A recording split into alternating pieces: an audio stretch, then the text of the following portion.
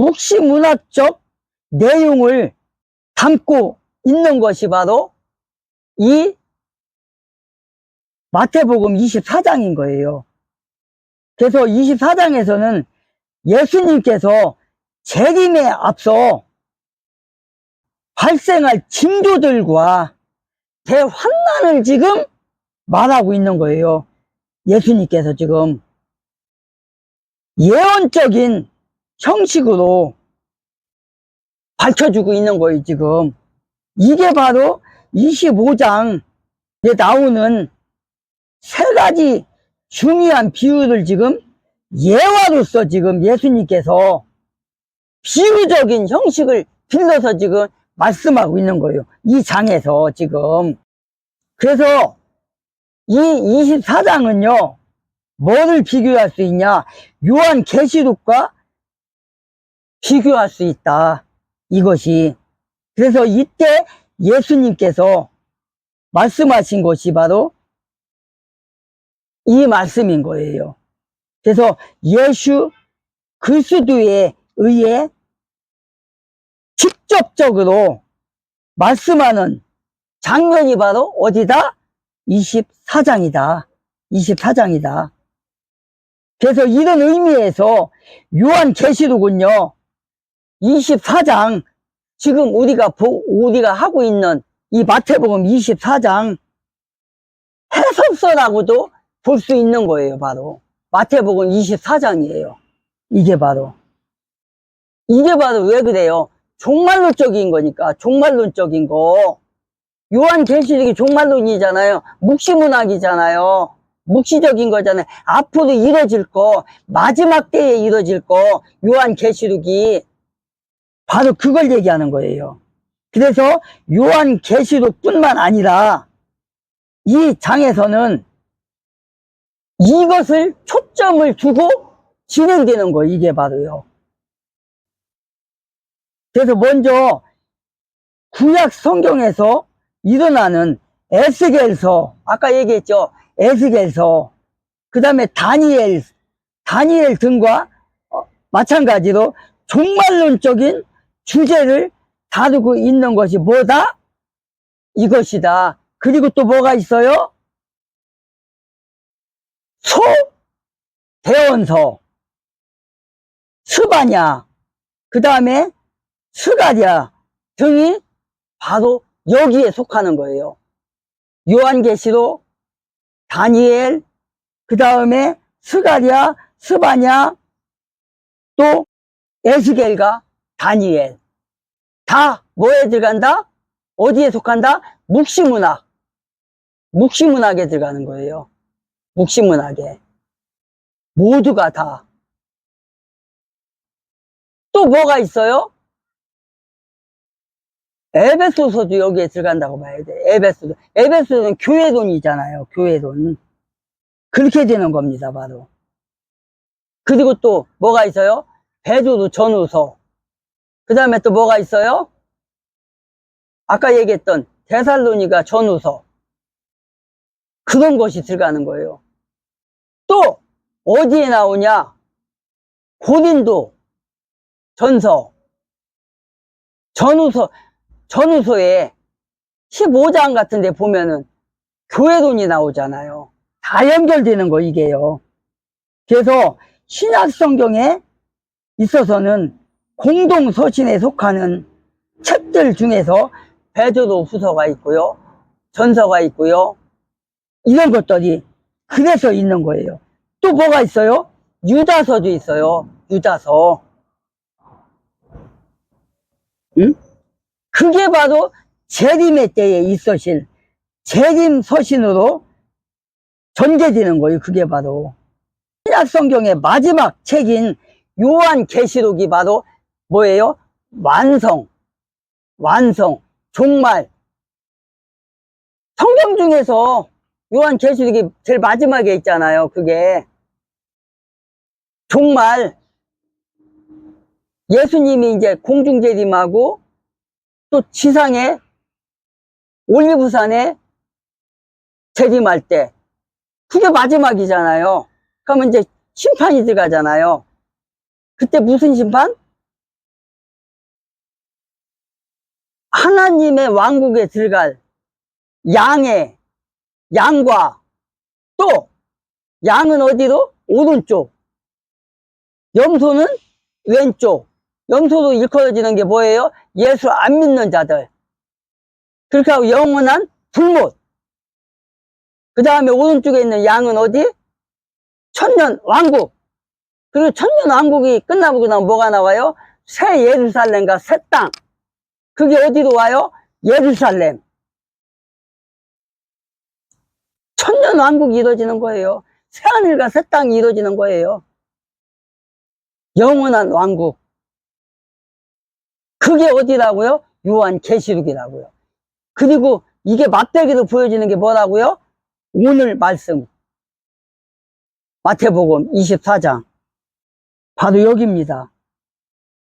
그래서 구약 성경에 있어서는 에스겔이고 스바냐고 스가랴고 이렇게 되는 거예요.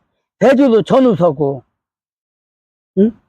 이렇게 되는 거예요. 데살로니가 전후서고 그렇게 되는 거예요. 이게 최종적으로는 요한계시록이고요.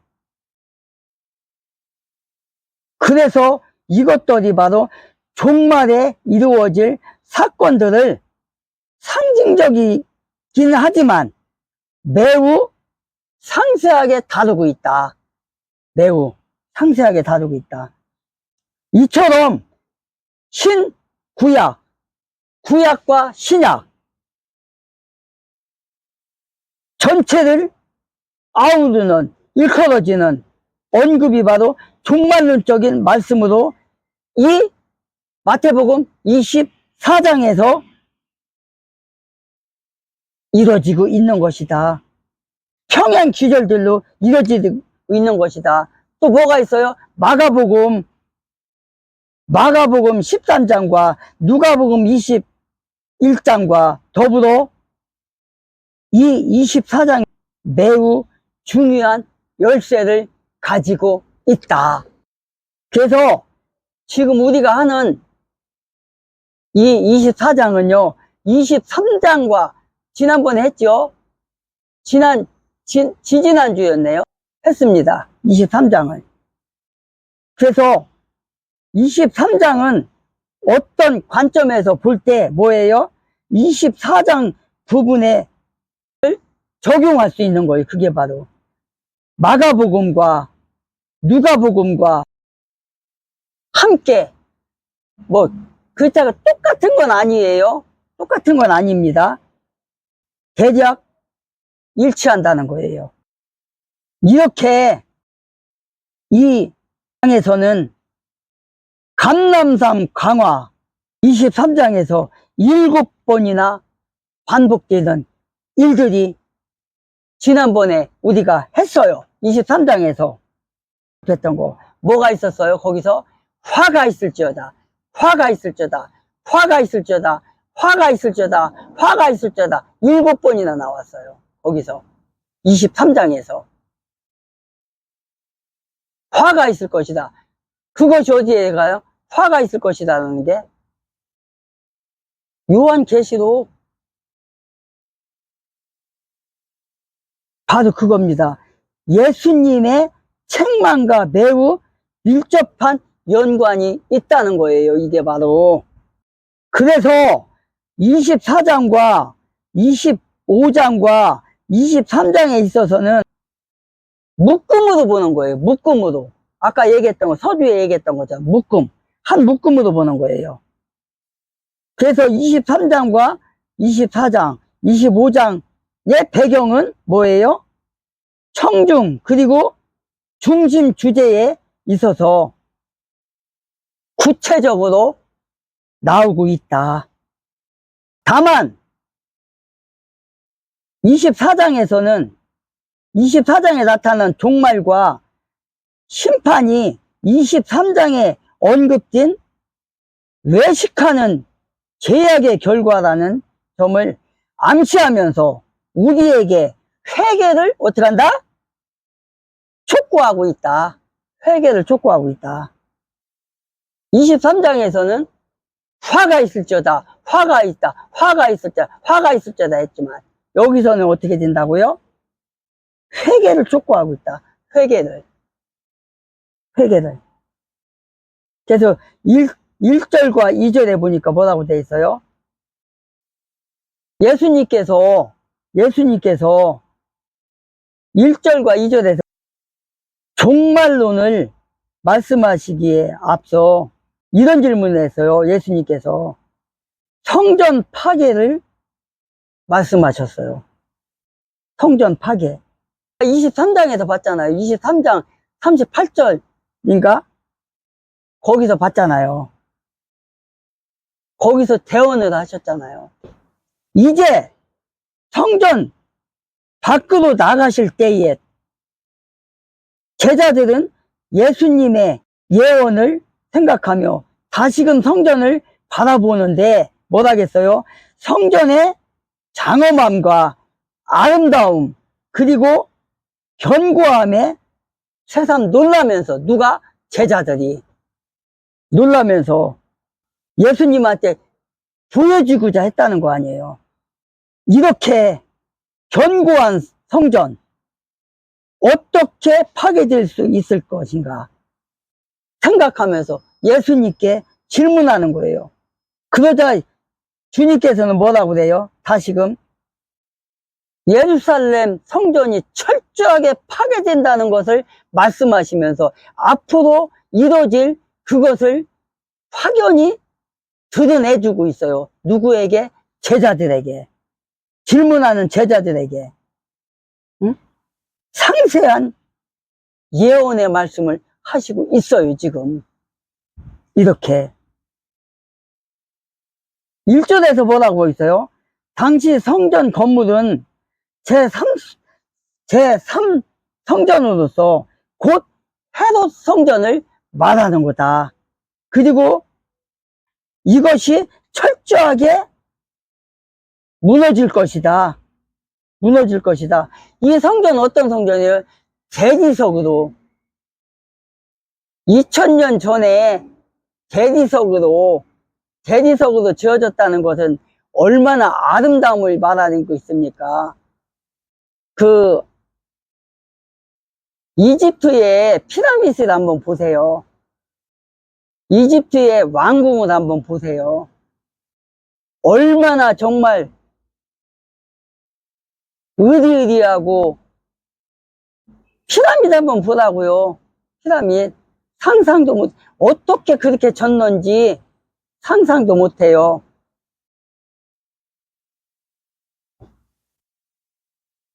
이집트의 왕궁을 한번 생각해 보라고요.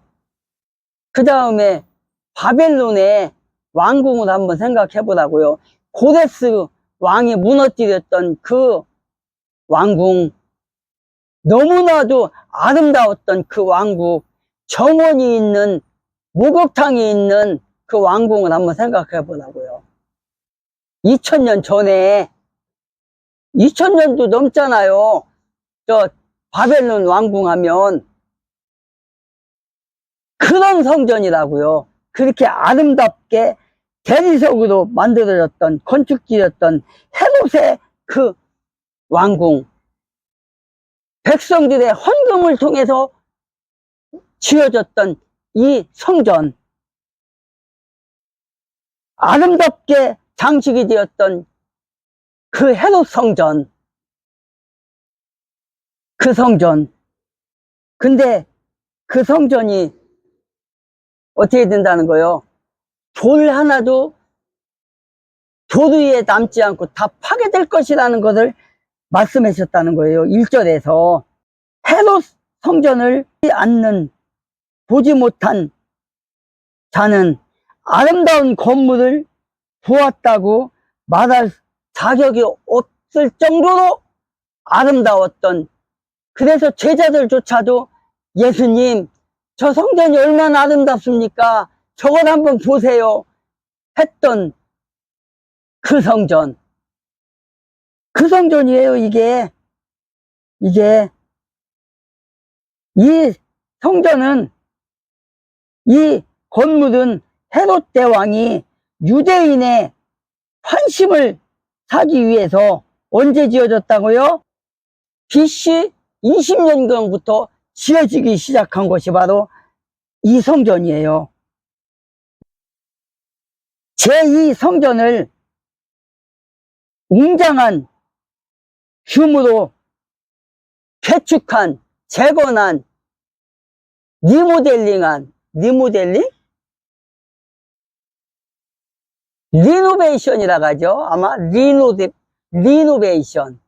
근데 리노베이션이라기보다는 이거는 다시 건축했다고 해도 과언이 아닌 솔로몬 성전과 맞먹는, 솔로몬 성전이 얼마나 아름다웠어요. 솔로몬 왕이 지은 그 자기 왕궁을 20년 동안 짓고 성전을 7년 동안 졌네요. 솔로몬 성전을. 근데 그것이 뭐라고 설명이 돼 있어요? 성경에 보면 그 성전이 모든 걸 다 금으로 했다고 했어요. 금으로. 그리고 솔로몬 성전에는 뭐가 있어요? 솔로몬 성전에는 엄청난 크기의 몇 큐빗이라고 했어요. 몇 큐빗. 그게 보통 뭐 10큐빗, 20큐빗 막 나온다고요, 거기. 그러면 그게 얼마나 큰 거예요, 그게. 자, 1큐빗이 제가 지난번에도 몇 장에서 제가 얘기를 했을 때 몇 큐빗이라고 했어요. 1큐빗이. 1큐빗이면 지금 우리 자루다가 45cm예요. 40cm에서 45cm가 1큐빗이에요. 그러면은 10큐빗, 20큐빗이면 얼마야? 엄청난 크기예요, 그게. 그 정도로 지어진 게 솔로몬 성전이에요. 솔로몬 왕국이에요, 그게. 거기에 재판소도 있고요. 다 있는 거예요. 그런데 그 정도에 맞먹는 성전이 바로 헤롯 성전이에요. 헤롯 성전. 헤롯이 유대인들에게 잘 보이기 위해서 재건을 했던 성전이 바로 이 성전인 거예요, 지금. 제3성전. 솔로몬 성전이 부서지고 나서 새로 지어졌던 게 수르바벨 성전이라고 했잖아요. 그것을 보수한 것이 바로 헤롯 성전인 거예요. 이 제3성전. 그래서 이 성전은 착공한 지 9년 만인 BC 11년에 외부 개축이 완성되어 거의 뭐예요? 새로운 건물로 면모를 갖추었고, 그 후 내부 공사를 통해서 계속해서 착공해서 83년 BC 83년째인 AD 63년에 완전한 준공을 하게 되었습니다. 이게 바로 요한복음 2장 20절에 보면 이게 기록이 되어 있어요. 요한복음에. 그 다음에 이 성전을 제3성전이라고 일컫는 이유는 뭐냐면은 BC 959년에 이것을 뭐라고 해야 되나, 건축된 본래의 그 솔로몬 성전 있잖아. 솔로몬 성전이 언제요? BC 959년 건축된 솔로몬 성전. 그게 바로 제1성전이라는 거예요. 그게 제1성전. 그 다음에 BC 520년에 아까 얘기했던 수르바벨 성전. 그러니까 이게 뭐냐면 수르바벨이 뭐라고 하지? 귀환에서 귀환, 유대인 귀환, 귀환 해갖고 수르 바벨이 지은 성전이에요. 근데 이 성전이 그렇게 크지가 않았어요. 그 솔로몬의 성전에 비해서. 그래서 지금 왜소했죠. 왜소했어. 이게 그래서 이 성전을 일컬어서 제2성전이라 하는 거예요. 그래서 아까도 얘기했던 것처럼 그 헤롯 대왕이 이 성전을 증축을 했다는 거예요. 증축을. 이 성전을. 그래서 예수님 당시에 그렇게 아름다운 거대한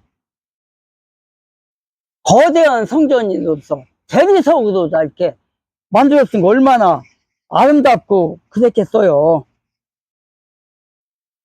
그런 성전이었다는 거예요. 근데 예수님이 이제 거기에 제자들이 그렇게 보여주면서 자랑을 했던 그 성전을 갖다가 예수님이 예언하기를 성전을 이렇게 무너질 것이다 라는 걸 예언했던 거예요. 이게. 그래서 예수님께서는 그 돌 하나도 돌 위에 남지 않는다고, 무너뜨려진다고, 응? 그렇게 예언을 했던 거예요. 이게. 그래서 이 예언은 문자 그대로 언제 성취되었다? AD 70년에 문자 그대로 이 성전이 파괴되고 말았다. 예루살렘 성전과 예루살렘 성이 함께 무너진 거예요. 동시에 이렇게 완전히 파괴됐어요. 이게 돌 하나도 돌 위에 남아있지 못할 정도로 파괴되었다는 거예요. 이렇게. 예루살렘 헤롯 성전은 이렇게 로마 장군 디도에 의해서 이렇게 철저하게 파괴되었다. 누구의 예언대로? 예수님의 예언대로. 이 같은 성전 파괴에 대한 예수 그리스도의 예언,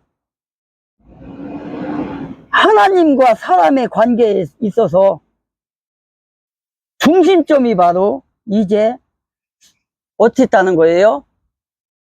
성전에서 뭘로 변했다는 거 이제요? 이게 의미가 있는 거 이제부터요. 그걸 얘기하기 위해서 여기까지 제가 얘기를 한 거예요. 지금 이 성전이 이때까지만 해도 뭐였어요? 우리는 모든 사람이 다 성전에만 가야 누구를 만난다? 하나님을 만난다. 그게 예배다. 성령을 만난다. 하나님을 만난다. 이런 게 있었단 말이에요. 그것을 이제 파괴시킨 거예요. 이런 관계에서 이제 뭐가 이제 만나는 거예요. 인격적으로 예수님과 예수님과 여러분, 성령이 왜 그래요? 성령이 여러분의 오늘 초등학교 스터디 TV에 들어오신 여러분의 육체 가운데 임하시는 거예요. 이제요. 그게 관련이 돼 있는 거예요. 지금 이게. 그걸 얘기하기 위해서 지금 이렇게 막 그냥 여기까지 설명을 한 거예요. 제가. 이제 성전에서만 이루어졌던 하나님과의 교제가 이제는 예수 그리스도 안에서 이제는 이루어지는 걸 얘기하는 거 이제는.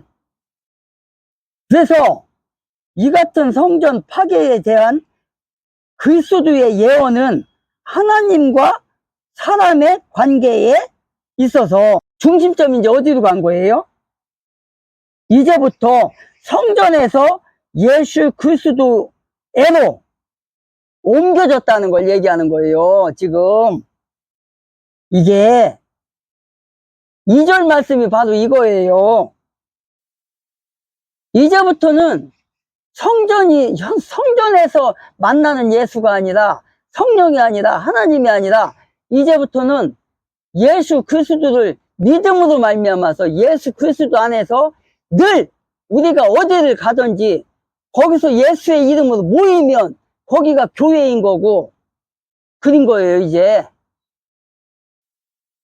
그래서 이제 우리 그리스도인들은 하나님과 올바른 관계를 유지함에 있어서 외형적으로 드러나는 형식이나 조직이 아니라 예수 그리스도를 향한 내적인 신앙에 있다는 거, 이제요. 내적인 신앙에 더 큰 중점을 두고 있다. 관점을 두고 있다. 관점을 기울이고 있다. 그거인 거예요, 이제는. 3절에 보니까 그분께서 올리브산에 앉아 계실 때에 제자들이 은밀히 그분께 와서 이르기를 우리에게 말씀해 주소서 어느 때에 이런 일들이 있으리이까 또 주께서 오시는 것의 표적과 세상 끝의 표적이 무엇이리이까 하니 예수님께서 그들에게 대답하여 이르시되 아무도 너희를 속이지 못하도록 주의하라. 많은 사람이 내 이름으로 와서 이르기를 내가 그리스도라 하며 많은 사람을 속이리라. 또 너희가 전쟁들의 소문을 듣겠지만 불안해하지 않도록 주의하라. 이 모든 일들이 반드시 일어나야 하되 오직 끝은 아니니라. 6절까지 3절, 4절, 5절, 6절까지. 자, 여기서 뭐라고 그래요? 올리브산에 앉아 계실 때에, 올리브산, 아까 제가 서두에 뭐라고 했어요? 예수님이 어디로 오신다고 했어요? 올리브산임으로 예수님이 재림하셔요. 입성하셔요. 앞으로. 그리고 뭐라고 그래요? 주께서 오시는 것의 표적이 무엇이냐고 물어봐요, 지금. 표적과 세상 끝의 표적이 무엇이냐고 지금 물어봤잖아요. 그러니까 4절에서는 뭐라고 그래요? 예수님께서 이르시되